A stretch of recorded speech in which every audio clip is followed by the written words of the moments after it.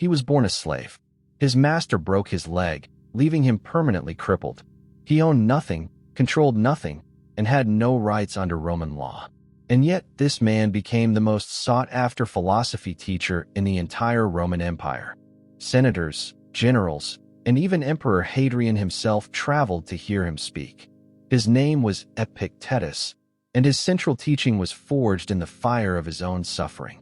He taught that no chain can bind a free mind, and he proved it by living that truth from the lowest rung of Roman society to the highest halls of intellectual power. Epictetus never wrote a single word.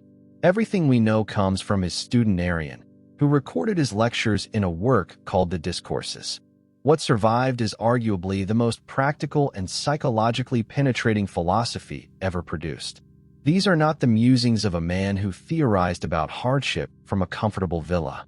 These are the instructions of a man who endured the worst the ancient world could inflict and emerged unbroken. Here are 7 lessons from Epictetus that will fundamentally change how you see the world.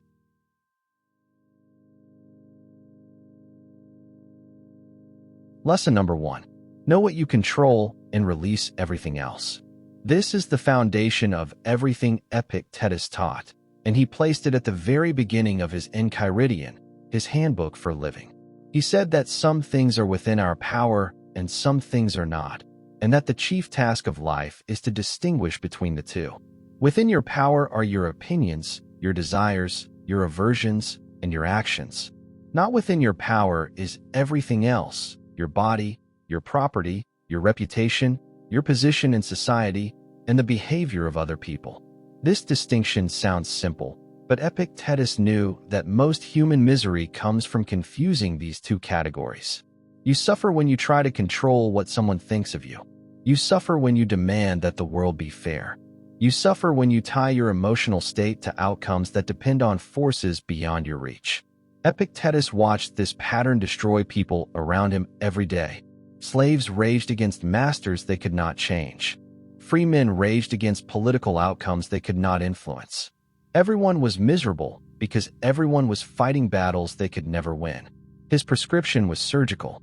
Focus every ounce of your energy on what you can actually influence: your judgments, your effort, your character, and let the rest pass through you like wine through an open window. This is not passivity. This is the most aggressive form of self-mastery ever devised. You stop bleeding energy into things that cannot be moved and redirect all of it into the one domain where your power is absolute: your own mind.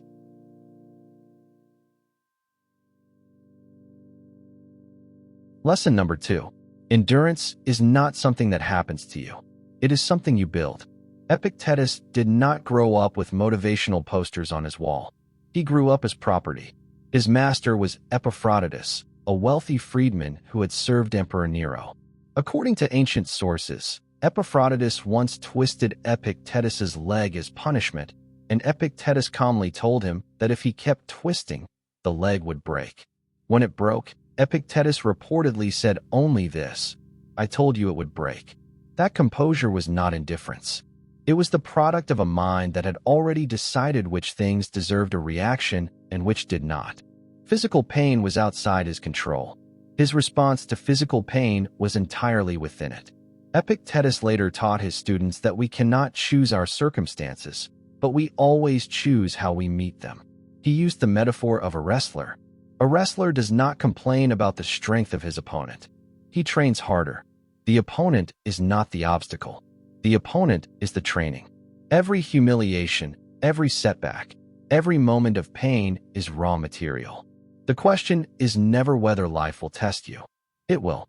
The question is whether you have trained your mind to meet the test with clarity instead of collapse. Epictetus spent decades in slavery building that mental architecture, and by the time he was freed, no external circumstance could touch his inner peace because he had already survived the worst while keeping his mind intact.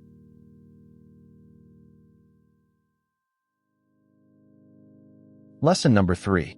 Freedom has nothing to do with your external conditions. This was the most radical idea Epictetus ever taught, and he taught it as a man who had lived in chains. He declared that no person is free who is not master of himself. A senator addicted to flattery is a slave. A wealthy merchant consumed by the fear of losing his fortune is a slave.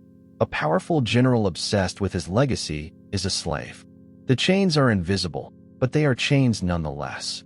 Epictetus pointed out that many free Romans lived in worse psychological bondage than he ever experienced as a slave. They could not eat without worrying about their reputation. They could not speak without calculating political advantage. They could not sleep without dreading tomorrow's uncertainties. He, by contrast, had learned to locate his freedom in the one place it could never be confiscated, his own faculty of judgment.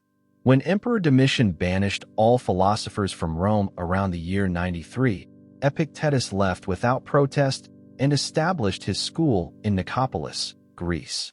He did not rage at the injustice of exile. He simply moved his operation and continued teaching. The location was irrelevant. The work was the same. His students learned from this example that true freedom is not the absence of constraints. It is the refusal to let any constraint define your inner state. You can be free in a prison cell if your mind is disciplined, and you can be imprisoned in a palace if your mind is enslaved to fear, desire, or the opinions of others.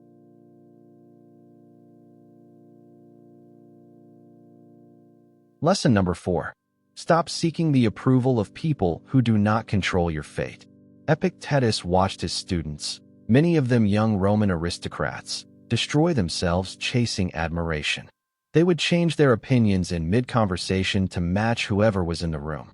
They would abandon their principles the moment those principles became socially inconvenient. Epictetus told them bluntly that if anyone tells you that a certain person speaks ill of you, do not make excuses about what is said of you, but answer that he was ignorant of your other faults, else he would not have mentioned only these. This was not arrogance. It was a strategy for disarming the entire machinery of social anxiety. When you stop defending your image, the attacks lose their target.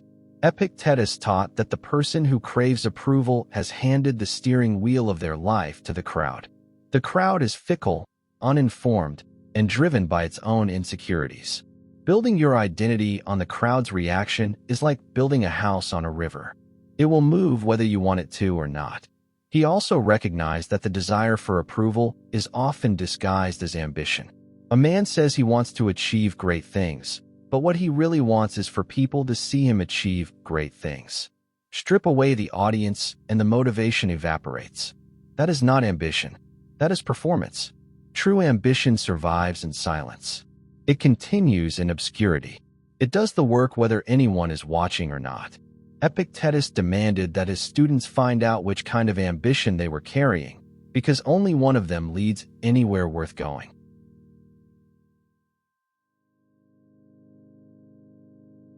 Lesson number 5. Every obstacle is raw material for your character. Epictetus did not simply endure obstacles. He redefined them. He taught that difficulty is what wakes up the genius in a person and that circumstances do not make the man, they reveal him. When a student complained about a difficult situation, Epictetus would ask what virtue the situation was demanding. A financial loss demands temperance. A betrayal demands justice and emotional discipline. An illness demands patience and courage. The obstacle is not separate from the path. The obstacle is the path. He used the analogy of Hercules. Without the lion, the hydra, and the impossible labors, Hercules would have been just another strong man with no story worth telling. It was the resistance that forged him into a legend. Epictetus asked his students what kind of Hercules would there have been if there had been no lion, no hydra, no stag, no boar, and no unjust and brutal men. What would he have done with himself if he had just sat around wrapped in blankets and living in luxury? He would have rolled over and slept his whole life away, and no one would remember his name. The same principle applies to every human life. You do not grow in comfort. You grow in resistance. The next time something goes catastrophically wrong, instead of asking, "Why is this happening to me?" ask, "What is this making me capable of becoming?" That single question transforms every crisis from a punishment into a forge.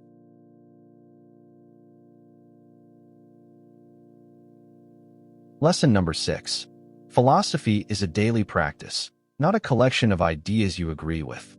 Epictetus had zero patience for students who could quote Chrysippus perfectly but could not manage their own temper at the dinner table. He said that if you did not apply philosophy to your daily conduct, you were no better than a sheep that chews grass and produces nothing. He told them to stop showing him how many books they had read and start showing him how they behaved when provoked, when disappointed, and when afraid. His school at Nicopolis was not a lecture hall. It was a training ground. Students were given exercises. When you wake up in the morning, remind yourself that you will encounter the ungrateful, the arrogant, the dishonest, and the envious today, and that none of them can harm you unless you choose to let them disturb your peace. When something angers you, pause and ask yourself whether this thing that has upset you falls within the domain of things you control. If it does not, release it immediately. Before you sleep, review the day. Where did you react well? Where did you lose your composure? What would a wiser version of you have done differently?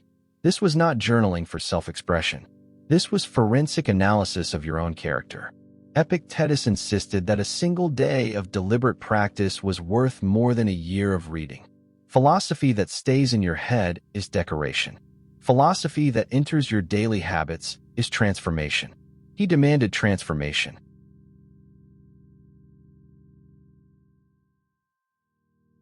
Lesson number 7. The good life is not a destination you arrive at. It is a practice you perform every single day. Epictetus rejected the idea that happiness was something you achieved once and then possessed forever. He compared the philosophical life to the work of a musician or an athlete. A musician does not practice for 10 years, perform one perfect concert, and then never touch the instrument again. Mastery requires continuous effort, continuous refinement, and continuous humility in the face of how much you still do not know. He watched students come to Nicopolis expecting enlightenment to strike like lightning, some sudden transformation that would make everything easy. He disabused them of this fantasy immediately. He told them that no great thing is created suddenly, any more than a bunch of grapes or a figure. If you tell me that you want a fig now, I will tell you that it requires time. Let it first blossom, then bear fruit, then ripen. The same is true for a wise and well-ordered character. There is no shortcut. There is no weekend seminar that replaces years of deliberate work.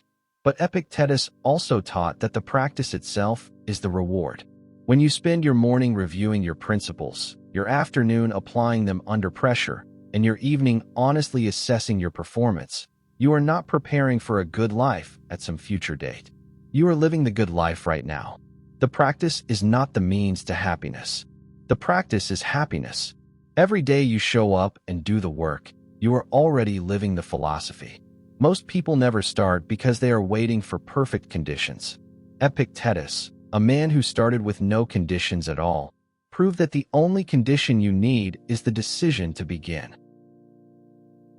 Epictetus began his life as property, a crippled slave in a brutal empire with no rights, no freedom, and no future.